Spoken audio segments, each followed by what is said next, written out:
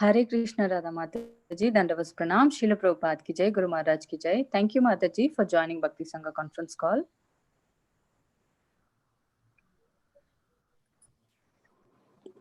Hare Krishna I Mataji, welcome Dandavad all of you Pranam. once again.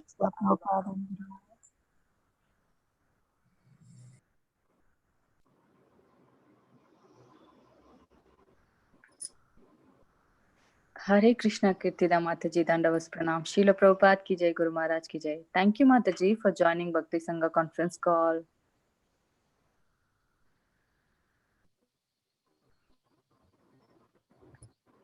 Okay, I welcome all of you once again. Thank you everyone for joining today's Srimad Bhagavatam class. Hare Krishna Mataji. Hare Krishna Mataji. Is the recording started? No, Yes, Mataji. No, Mataji. Live only started. Oh, recording also started. Okay. Oh, Mataji, I had the announcement. I told you. Yeah, it stopped, Mataji. It stopped. Okay, yeah. So today is Sumit Prabhu's birthday. So we will all wish him happy Krishna conscious birthday by saying 3 times Hari Bol. Yeah. Hari Bol, Hari Bol. Hari Bol. Hari Bol. Hari Bol. Hari Bol. Hari Bol. Hari Bol. Hari Bol. Yeah. Hari Bol. So Sumit Prabhu is always helping to get the nice speakers from India. So we are very, very grateful to Sumit Prabhu. Thank you. Prabhuji, are you on the call? Yes. Yes, Mataji. Call. Oh, Sumit. Hare Krishna Prabhuji, Dandavas Pranam, Srila Prabhupada ki jai, Guru Maharaj ki jai. Thank you Prabhuji for joining Bhakti Sangha conference call and giving your valuable association to all of us. And thank you so much for giving your valuable time on this call, Prabhuji. We are really fortunate to have you on this call. But just 1 minute, we will, I hand over the call to Sumit Prabhu so that he will give a small introduction about your Prabhu. Hare Krishna Prabhuji, you can take over the calls. Sumit Prabhu, you are there? Yes, Mataji, I'm there.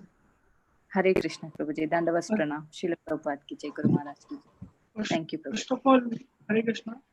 First of all, I would like to express my deepest and sincerest gratitude unto all the Vaishnavas, and of course, Srila Prabhupada and Guru and Garanga, that they had engaged me and most of the devotees from US and most of the devotees from our temple. They had engaged me in the devotional services of Krishna and engages me, and they are making me so much engaged in Krishna consciousness that they are making my life so much valuable. And I would like to express my deepest and sincerest gratitude to Shama Gauri Mataji, who is the pioneer of this Bhakti Sangha Japa conference, and who has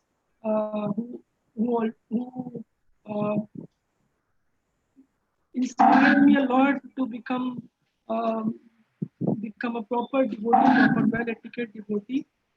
And thank you so much for the guidance. And I'm very honored and privileged that I'm the part of Bhakti Sangha Japa conference group. So I request, please, everyone, please pray for me so that I can be advanced and be a devotee in the association of devotees. Thank you very much. All goes to Srila Prabhupada, all goes to Guru Maharaj. Hare Krishna.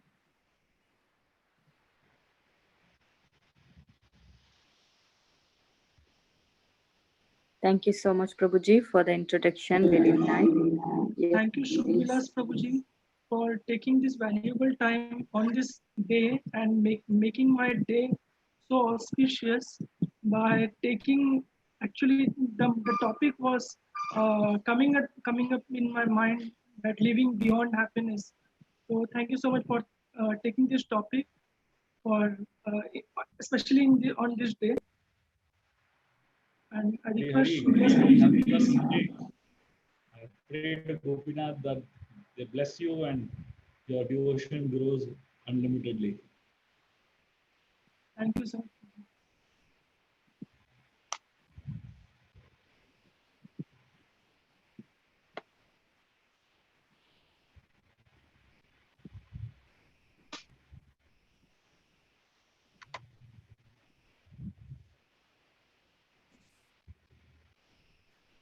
So do we start or? Yes, Prabhuji, you can take over the call. Yes, You can Prabhuji. start, Prabhuji. Thank you so much. Hare Krishna. So we'll offer some prayers and begin. Om Agyantimirandasya Gyananjanashalakaya Chakshurmilitam Yena Tasmai Shri Gurave Namaha Shri Chaitanya Manobishtam Stapitam Yena Bhutale Swayam Rupa Gadamayyam Dadati Swapadantikam Vandeham Shri Guru Cheyataha Padakamalam Shri Gurun Vaishnavansya Shri Rupam Sagrajatam Sahagana Raghunatam Tam Sajivam Sadvaitam Savadutam Parijana Sahitam Krishna Chaitanya Devam Shri Radha Krishna Padam Sahagana Lalita Shri Vishakanitamscha He Krishna Karuna Sindhu Deenabandhu Jagatpate Gopesha Gopika Kanta Radha Kanta Namaste Tapta Kanchana Gaurangi Radhe Vrindavaneshwari Vrishabhanu Sute Devi Pranamami Hari Priya Vanchakalpatarubhyascha Kripa Sindhuvev cha Patitanam Pavanebhyo Vaishnavebhyo Namo Namaha Jai Shri Krishna Chaitanya Prabhu Nityananda Shri Advaita Gadadhara Shivasari Gaur Bhaktivinoda Hare Krishna, Krishna Krishna, Hare Hare, Hare Rama, Hare Rama, Rama Rama, Hare Hare. Hare Krishna. Very, very grateful, happy, and honored to be again on Bhakti Sangha after quite some time now. So today we are discussing from the fourth canto of Srimad Bhagavatam, chapter 26, text number 6. So usually, do we read the whole translation purport? The verses. How does it? What is the process? Yes, Prabhu, Please, we can read it. someone? We read it. Yes, Prabhu, we read the translation and purport. Tirteshu pratidrishteshu rajam medhyam pasum vane yavadartam alam lubdho hanyad iti niyamyate. Translation: if a king is too attracted to eating flesh, he may, according to the directions of the revealed scriptures on sacrificial performances, go to the forest and kill some animals that are recommended for killing. One is not allowed to kill animals unnecessarily or without restrictions. The Vedas regulate animal killing to stop the extravagance of foolish men influenced by the modes of passion and ignorance. Purport by His Divine Grace A.C. Bhaktivedanta Swami Srila Prabhupada. The question may be raised, why a living being should be restricted in sense gratification? If a king to learn how to kill may go to the forest and kill animals, why should a living entity who has been given senses not be allowed unrestricted sense gratification? At the present moment, this argument is put forward even by so-called swamis and yogis who publicly say that because we have senses, we must satisfy them by sense gratification. These foolish swamis and yogis, however, do not know the injunctions of the Shastras. Indeed, sometimes these rascals come out to defy the Shastras. They even publicly announced that there should be no more Shastras, no more books. Just come to me, they say, and I shall touch you, and you will become immediately spiritually advanced. Because demoniac people want to be cheated, so many cheaters are present to cheat them. At present moment, in the age of Kali Yuga, the entire human society has become an assembly of cheaters and cheated. For this reason, the Vedic scriptures have given us the proper direction for sense gratification. Everyone is inclined in this age to eat meat and fish, drink liquor, and indulge in sex life. But according to Vedic injunctions, sex is allowed only in marriage. Meat eating is allowed only when the animal is killed and offered before the goddess Kali. And intoxication is allowed only in a restricted way. In this verse, the word niyam yate indicates that all these things, namely animal killing, intoxication, and sex, should be regulated. Regulations are meant for human beings, not for animals. The traffic regulations on the street telling people to keep to the right or left are meant for human beings and not for animals. If an animal violates such a law, he is never punished, but a human being is punished. The Vedas are not meant for animals, but for the understanding of human society. A person who indiscriminately violates the rules and regulations given by the Vedas is liable to be punished. One should therefore not enjoy his senses according to his lusty desires, but should restrict himself according to the regulative principles given in the Vedas. If a king is allowed to hunt in a forest, it is not for his sense gratification. We cannot simply experiment in the art of killing. If a king, being afraid to meet rogues and thieves, kills poor animals and eats their flesh comfortably at home, he must lose his position. Because in this age such kings have demonic propensities, monarchy is abolished by the laws of nature in every country. People have become so degraded in this age that on one hand they restrict polygamy, and on the other hand they hunt for women in so many ways. Many business concerns publicly advertise that topless girls are available in this club or in that shop. Thus, women have become instruments of sense enjoyment in modern society. The Vedas enjoin, however, that if a man has the propensity to enjoy more than one wife, as is sometimes the propensity for men in the higher social order, such as Brahmanas, Kshatriyas, and Vaishyas, and even sometimes the Shudras, he is allowed to marry more than one wife. Marriage means taking complete charge of a woman and living peacefully without debauchery. At the present moment, however, debauchery is unrestricted. Nonetheless, society makes a law that one should not marry more than one wife. This is typical of a demonic society. Hare Krishna. The purport is quite a intense purport. So I am going to be focusing on one very important aspect of the purport and of the whole mood of what is being spoken here. What is the meaning of sense enjoyment? And what is the idea behind the concept of enjoyment? The idea is that by enjoying, one is happy. One becomes happy in life. So ideally, the idea that people are actually looking for is happiness. Different people look for happiness in different ways. For example, if you look at the way the demigods look for happiness, the demigods, they look for happiness by earning this. Like, for example, those who go to Swarga or the heavenly planets, they earn the pleasures that they experience in Swarga by performing a great amount of austerities and sacrifices while they were in this world. So by performing these sacrifices, they earn merits which get them to Swarga, where they can enjoy unrestrictedly. The same thing the demons try to do. What do the demons do? The demons also want to be happy. They also want to enjoy. But they don't want to take the trouble of doing sacrifices and performing yajnas and doing pious activities and then reaching the heavens. They want a shortcut and they want to enjoy the heavenly pleasures without going through all these austerities. And that's why they're called as demons. So the demigods want pleasure, sense gratification, which leads to happiness ultimately. The demons want pleasure, sense gratification, which ultimately leads to happiness. Both want the same thing.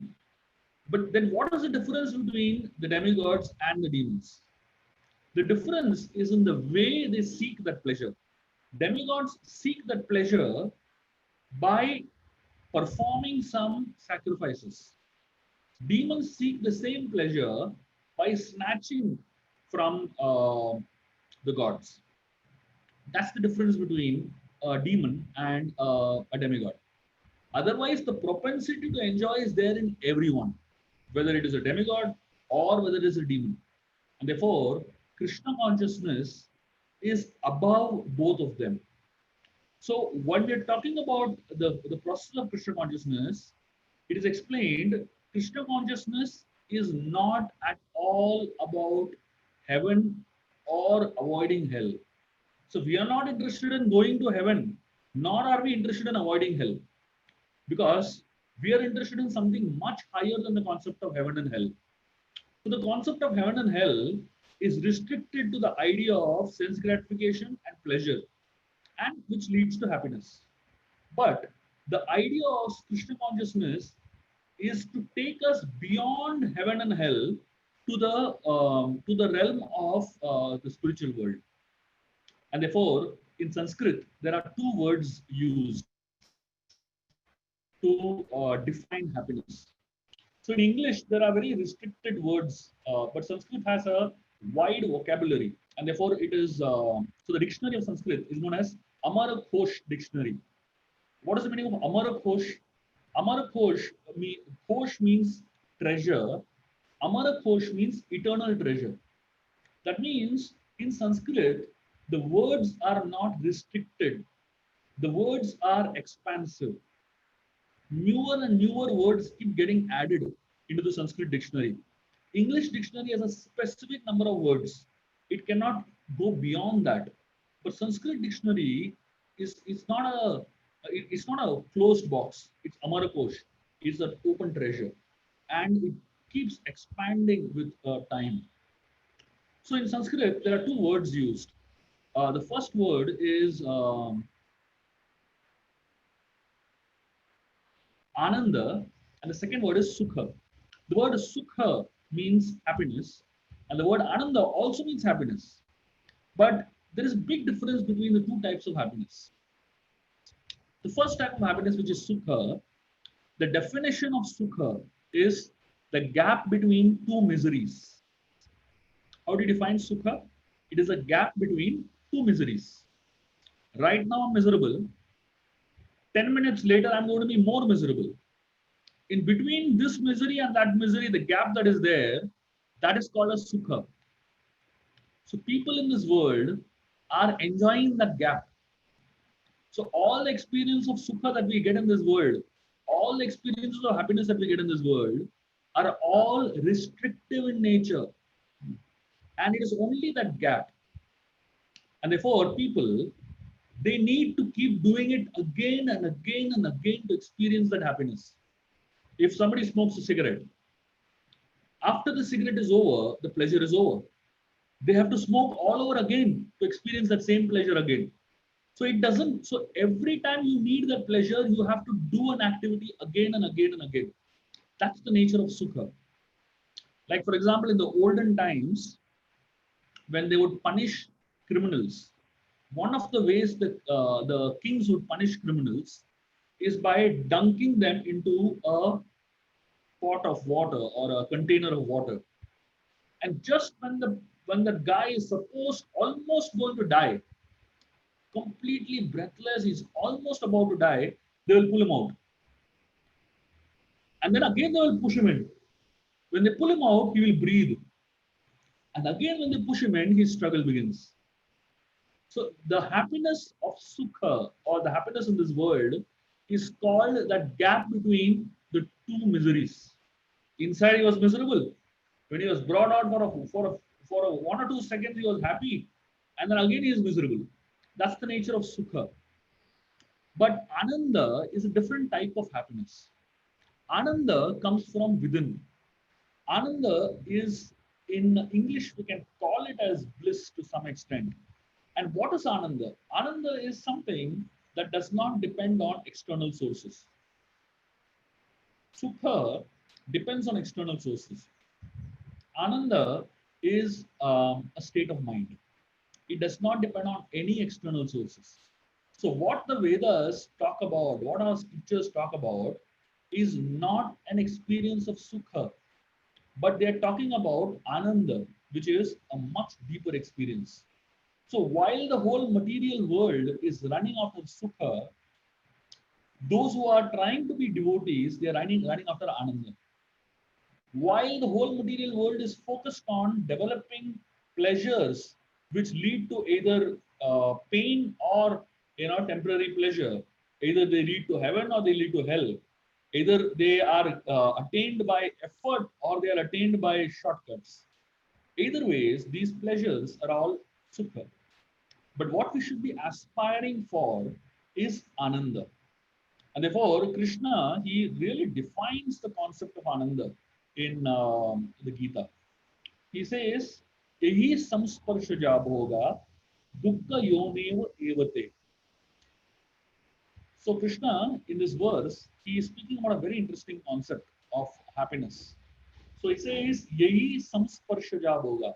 He uses the word sparsha. Sparsha means touch. When senses come in touch with sense objects, it creates a type of pleasure.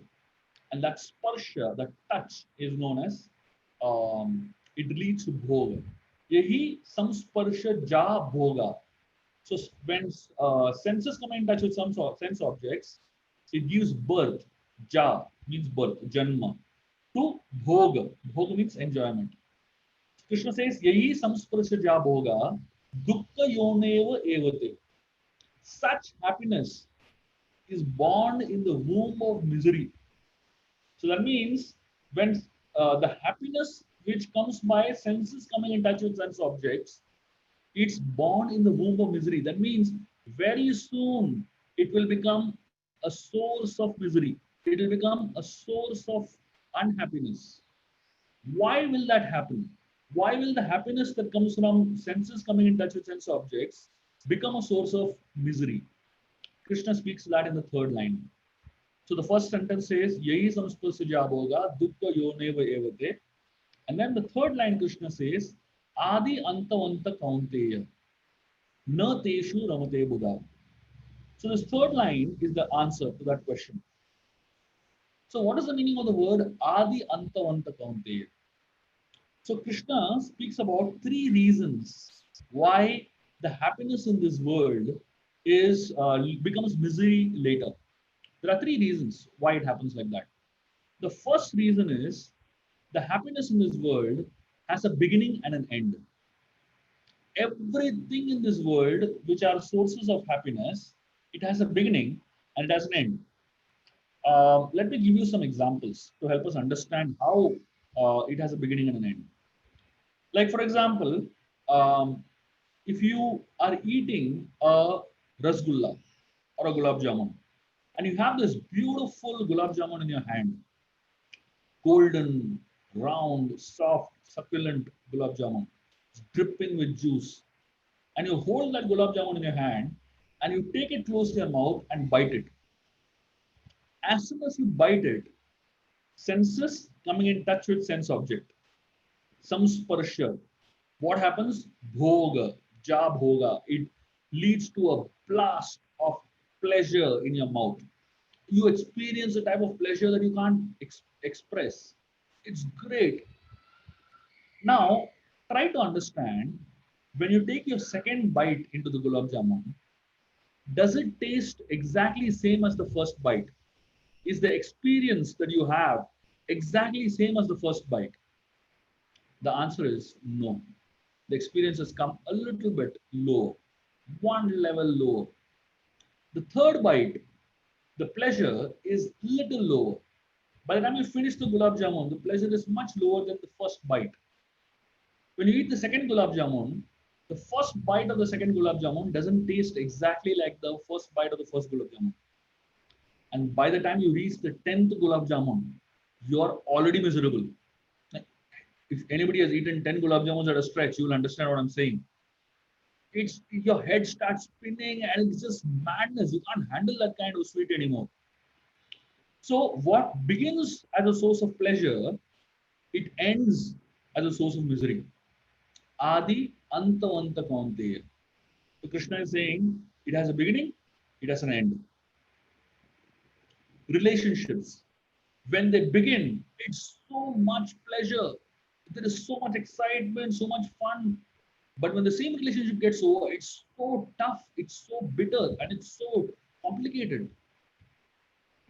Everything in this world, when it begins, it's always great. But when it ends, it's always miserable. And therefore, Krishna says this is the first reason why senses coming in touch with sense objects leads to pleasure in the beginning, but pain in the end. The second reason Krishna gives why senses coming in touch with sense objects leads to misery later is because every time you try to enjoy something, there will be someone or something which is there in your life to make your experience of enjoyment miserable. There will be, every human being has at least one person in his life or his or her life who is there in his life only to make his life miserable. And every single person has at least one person like that. That's the interesting part. I have not come across even one person who says, I have nobody in my life who is there to make my life miserable. Everyone has somebody. Just like in a football game, every player is earmarked by one player from the opposite team. So similarly, the way the world is created is Krishna has checkmated us. Everyone is checkmated by somebody else who is there to make your life miserable. If no one is there, one mosquito will come, and that mosquito will make your life miserable. So that is the whole idea of Adi Bhautik Klesh. So there will be someone or something to make your life the experience of pleasure, pain. Dinabandhu Prabhu from Vrindavan, he shares this very interesting story of his childhood when he had gone to a birthday party, the group of his friends. And he was very small kids, and there was this birthday party organized, and he was so excited to attend the birthday party. Not so much because he loved his friend and all that. I mean, obviously, at such a small age, there's no these concepts of friendship and all, it doesn't strike. The only reason he went to the birthday party is to eat the cake. And as soon as they entered the birthday party, he saw this big, massive chocolate cake kept on the table, and his mouth was watering. He was like thinking when to go there and eat that cake. But the cake cutting ceremony was like 2 hours later. And throughout that 2 hours, he kept looking at that cake again and again and again. And he just couldn't wait for the cake cutting to happen. And finally, after 2 frustrating hours of waiting and enthusiastic anticipation, the cake cutting happened. And then he was given a big chunk of cake on his plate. And he took this big chunk of cake and he bit into it with great expectation, with great enthusiasm. And as soon as he bit into that piece of cake, his mouth turned disgusted because that cake, instead of baking it in sugar, it was baked in salt. So imagine, so he was like shocked. So he thought maybe the cake is not tasting good on this side. Maybe I turn the cake this side and taste it like this. And he turned the cake around and bit it. Again, it was tasting so bad and so horrible. And somehow he just couldn't, you know, believe that so many hours of expectation and finally all gone. So there will always be somebody or something to spoil the experience of pleasure that you have. And the third reason. So the first reason is everything in this world which is promising you pleasure has a beginning and an end. The second reason is everything. So everyone has at least one person who is earmarked to make your life miserable, an experience of happiness miserable. And the third reason is the happiness that comes from senses coming in touch with sense objects. At max, it can touch the mind.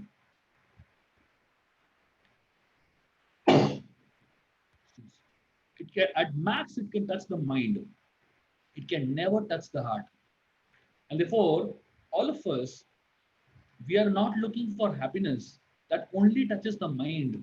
Because the happiness that touches the mind, it's not a very fulfilling one. It leaves you hankering for more. And therefore, Krishna ends this verse by a fantastic thought. He says, "Na teshu ramate buddha."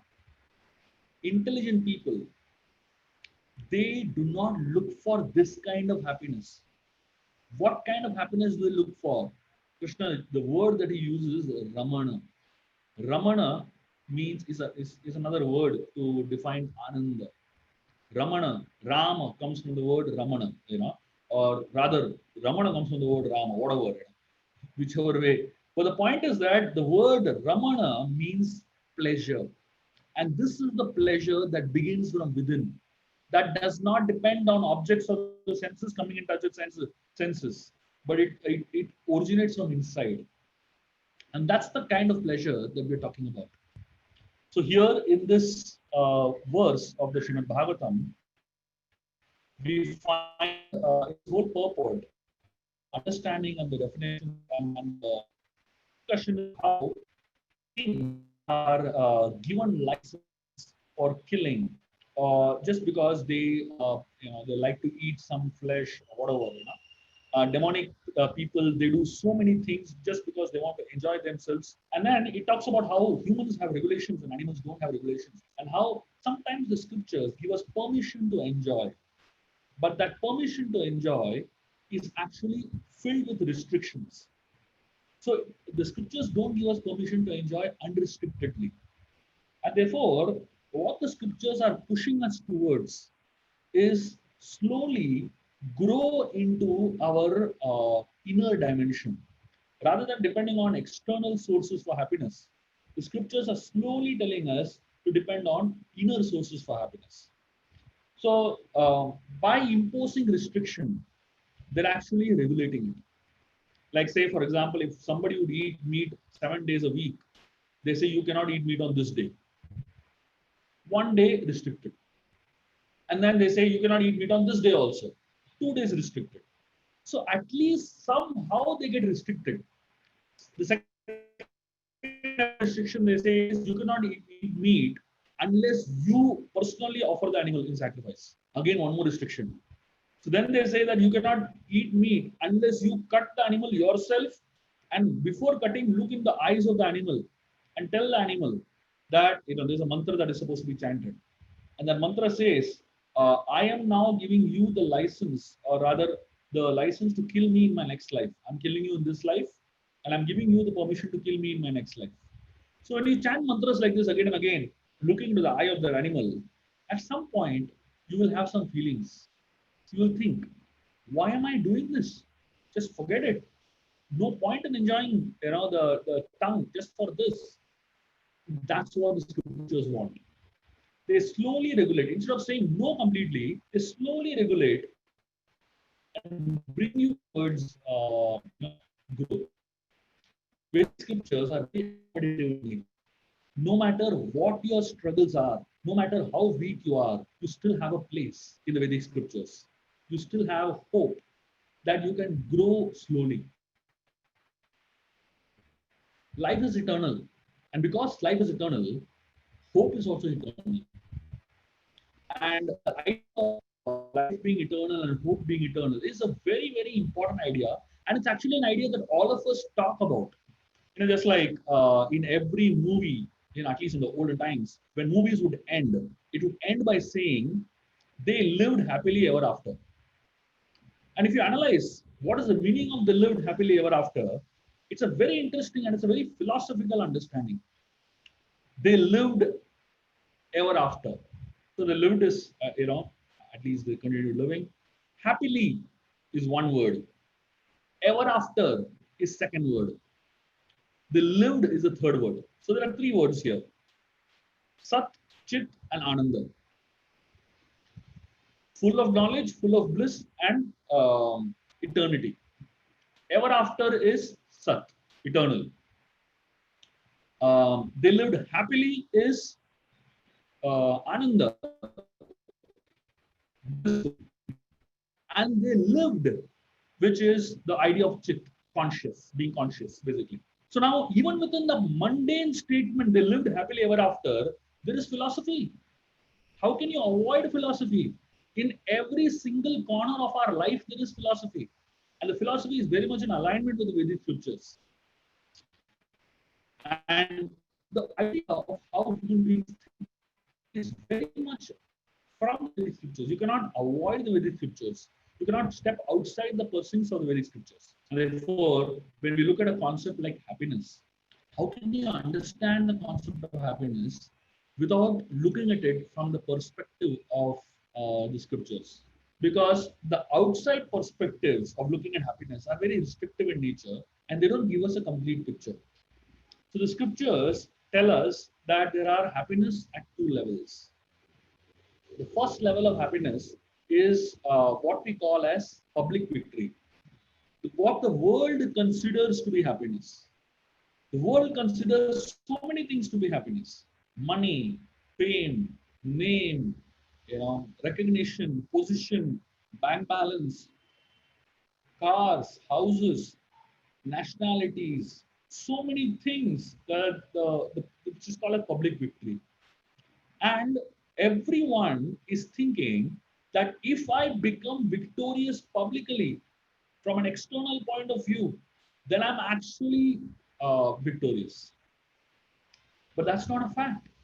There are so many people who have so much of externals, but they're still not happy internally. And therefore, the Vedic scriptures, they actually go one level higher. And they say that in the pursuit of happiness, don't just look after public victory, but also search for private victory. Private victory essentially means what you think of yourself. Public victory means what the world thinks about you. Private victory means what you think about yourself. The reality is that there are a lot of people in this world who publicly are successful, but privately are a failure. The world thinks about them great, but they think about themselves horrible. Public victory is very easy to achieve. It is very easy to impress people. But private victory is very difficult to achieve because it is very difficult to impress yourself. Because the only thing that can impress yourself is honesty and truth. Authenticity is the most powerful tool in this world. And to be authentic with yourself is the biggest challenge because apparently we may be authentic to the eyes of the world. But the question is, am I authentic to myself? Am I really authentic internally? And that's the question that will help us come closer towards private victory. Private victory is defined by many ways. And one of the ways in which it is defined is how successful you are. It depends on how many things you have that money can't buy. How successful you are, it depends on how many things you have that money can't buy. Money can buy so many things, but some of the things that money can't buy are satisfaction, contentment, friendship, relationships, happiness itself. There are so many things that money can't buy. The question is, am I investing my time, energy, resources in that pursuit? Or am I only pursuing things that are hollow? A lot of people in this world pursue happiness based on external pleasures. And their definition of happiness also is based on external things only. If I have a Mercedes car, then I'm happy. If I have this, then I'm happy. But the reality is that these definitions themselves change. I remember in my younger days, we had a friend who had a very interesting habit. And this guy, what he would do was, we would play different games. And whenever this boy would be losing, he would throw everything and say, we'll start new game. He would not at all allow himself to lose. So he just throw everything and said, let's start a new game. So a lot of times, success is exactly like this. So what happens is, we think that having a certain type of BMW 7 Series or something, that's the symbol of success. And you work extremely hard for years together and accumulate that kind of money to get a BMW 7 Series car. And the day you buy that car, a new model is launched. And then your definition of success is completely changed. So now, what will you do? You will consider yourself to be a success or not? And therefore, now you have to pursue a new goal. You have to get the new car. And therefore, the definition of success is completely changed. And that is the idea of how public victory fools us. And therefore, along with, yes, it's not that public victory is not important, but along with public victory, let us also pursue the need, or rather the quest for private victory. And that combination of the two is what we call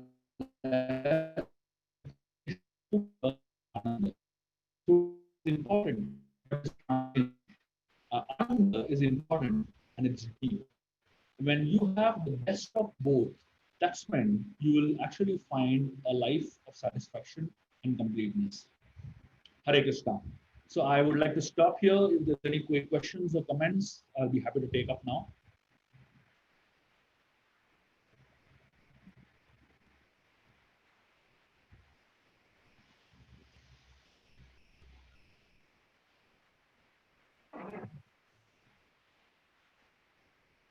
Hare Krishna, is there any questions or comments? Hare Krishna, Prabhuji. Thank you so much for such a beautiful class and very nice explanation, Prabhuji. Thank you. Hare Krishna. Hare Krishna. Is there Hare Krishna, Thank Prabhuji. you One for question from my end. Hare Krishna. Yes, please. How do you balance between the public? I'm sorry, I'm not able to hear you. Can you please repeat that?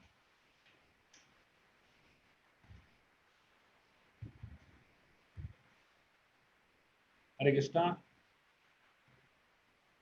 maybe the connection problem from her side, Prabhuji? They will Yeah, be back, yeah, Prabhu. sure.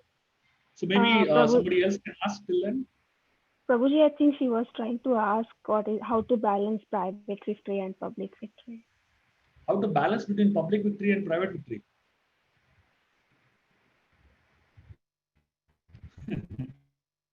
Say 70-30.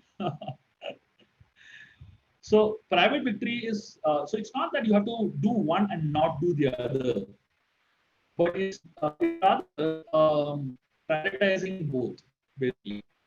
So a certain amount of time of yours should be invested in prioritizing the public victory aspect, but definitely a certain amount of time has to be invested in prioritizing your private victory.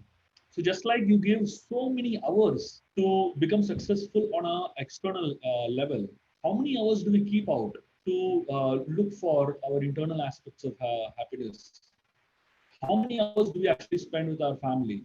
How many hours do we actually spend with ourselves? How many hours do we actually spend investing on those things that will help us achieve contentment, satisfaction, depth, clarity, a sense of purpose?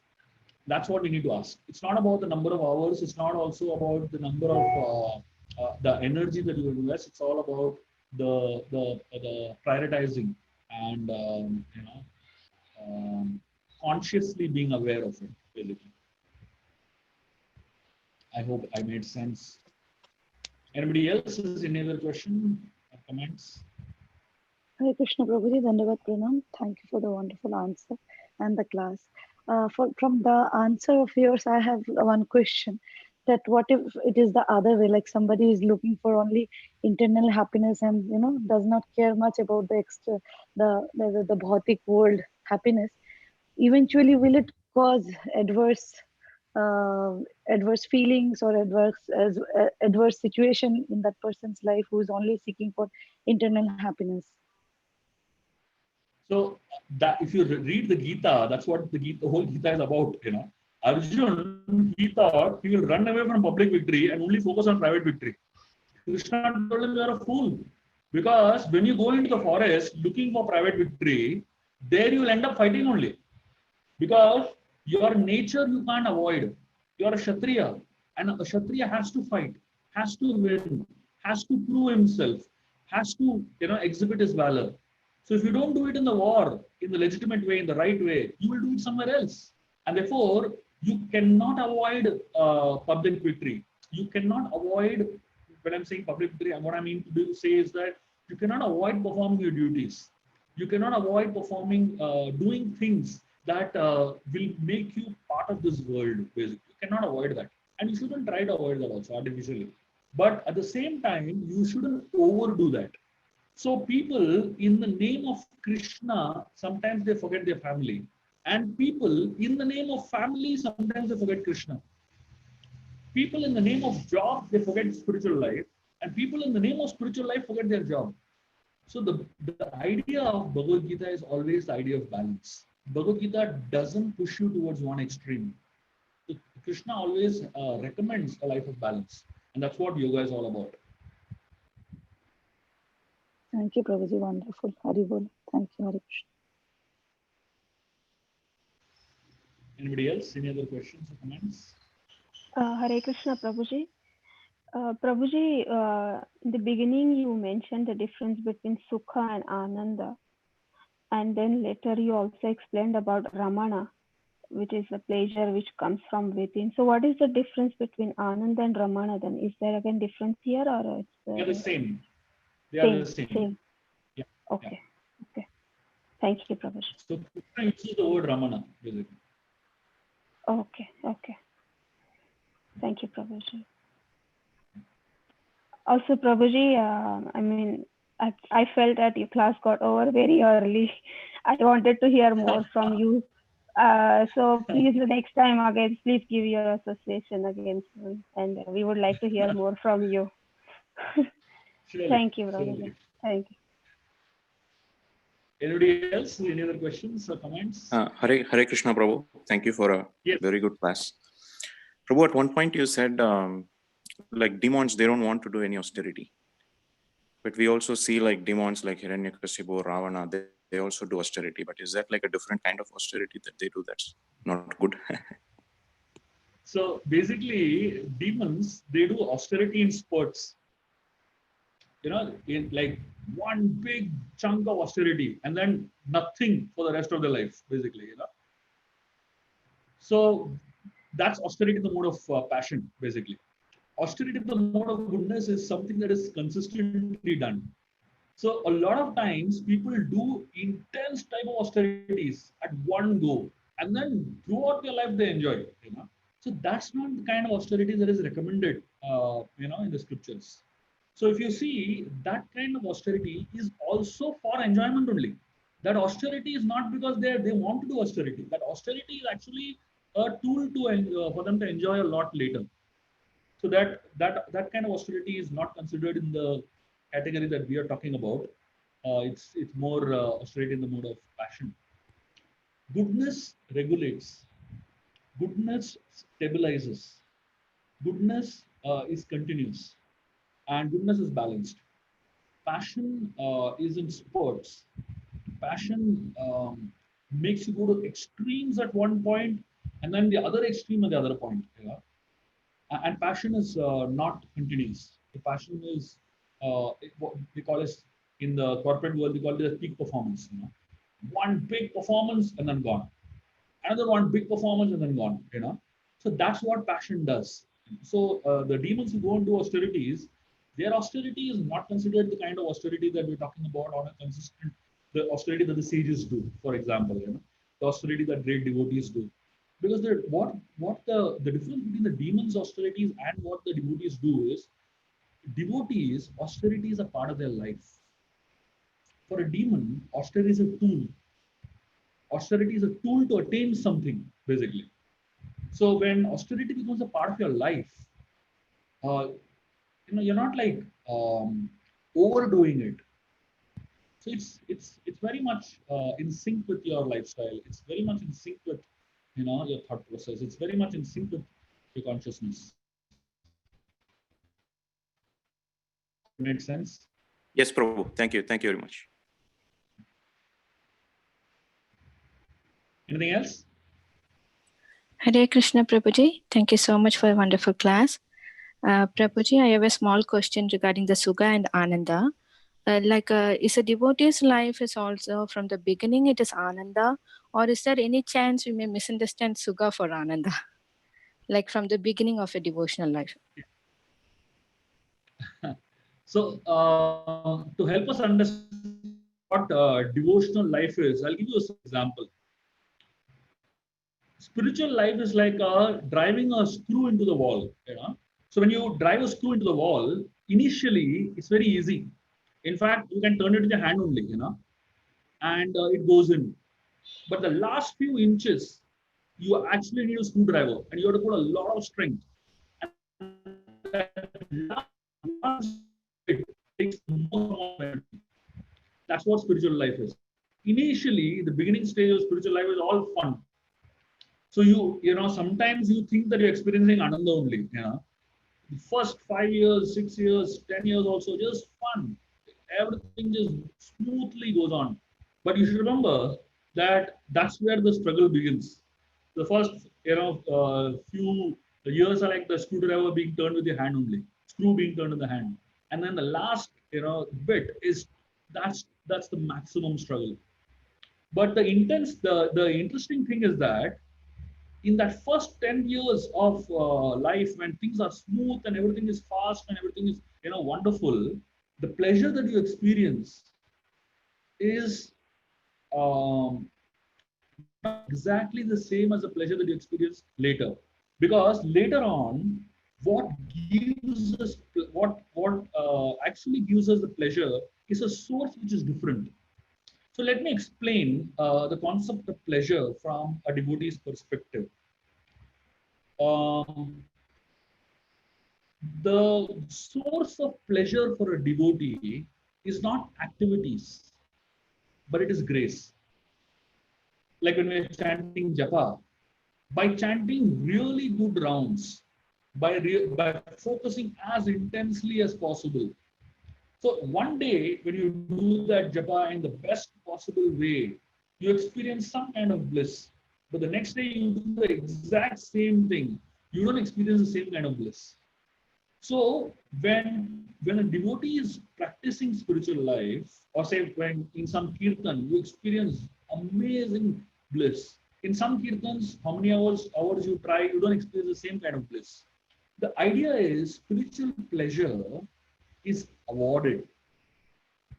is awarded by the grace of the Lord, and you cannot demand for it. You cannot earn it in by forcefully pulling it towards you.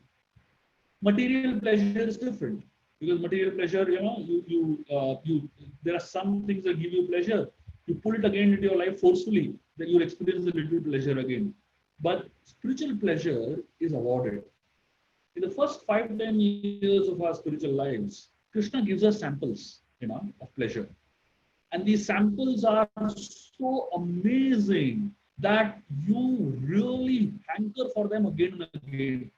And in the first 5-10 years, you are getting these small bits of samples here and there, and that keeps you going.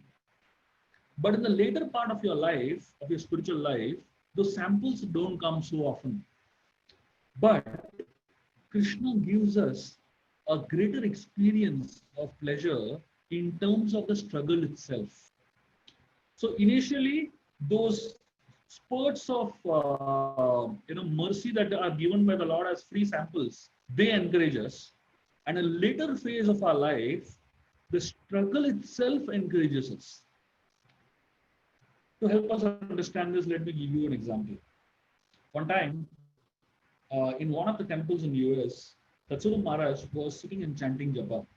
And there was one American man who just walked in, and he happened to see all the devotees intensely chant. He walks in during japa time. And if you go to an ISKCON temple during japa time, it's actually a very, very weird experience for new people who go in, because people are chanting with all kinds of intensity, and people are struggling. Somebody is sleeping, somebody is walking.